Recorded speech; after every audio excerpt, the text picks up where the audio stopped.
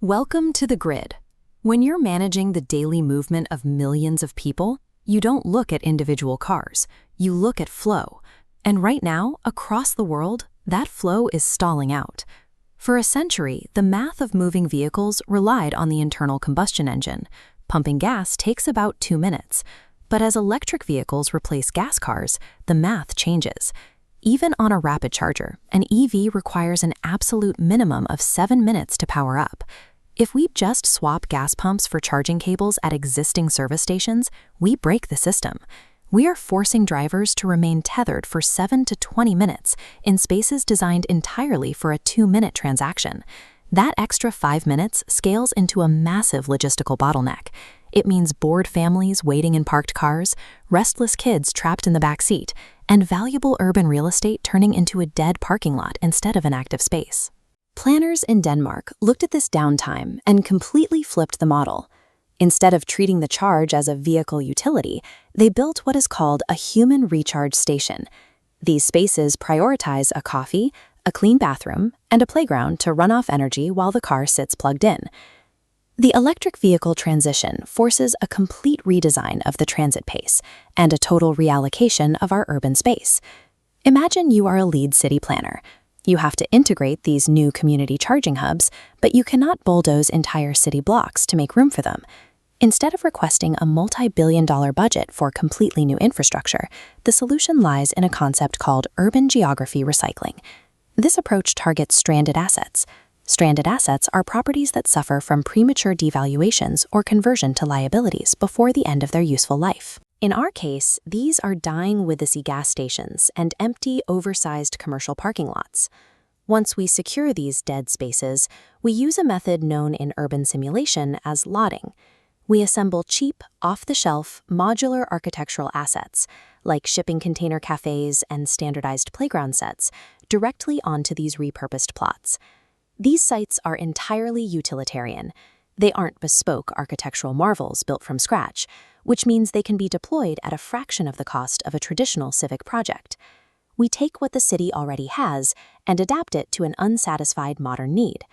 This kind of evolutionary planning is the most financially viable path to survive the massive spatial demands of the EV transition. This chart maps the deployment strategy. We plot urban density on the y-axis against available land on the x-axis to determine exactly which type of station fits a given geography. If we look at the upper left quadrant, high density and low land availability, we find the ideal zone for the small footprint station. This is designed for cramped urban cores or isolated 2-lane rural highways. To maximize the small footprint, we cram in highly efficient, human-centric amenities. That means installing clean public toilets, baby changing stations, quick-serve food kiosks, and a compact playground. The strict trade-off here is zero retail shopping and no legacy gas pumps.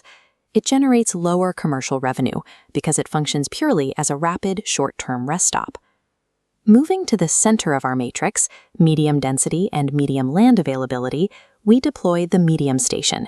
These are built on larger stranded assets found in lower density suburbs and along 4-lane expressways.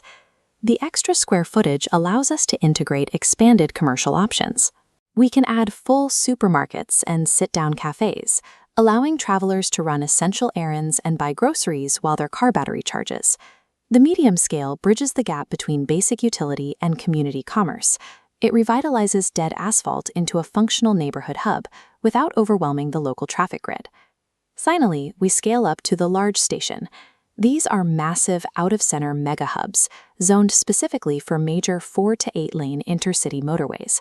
Because travelers might be delayed by severe weather or major repairs, this scale offers exclusive amenities.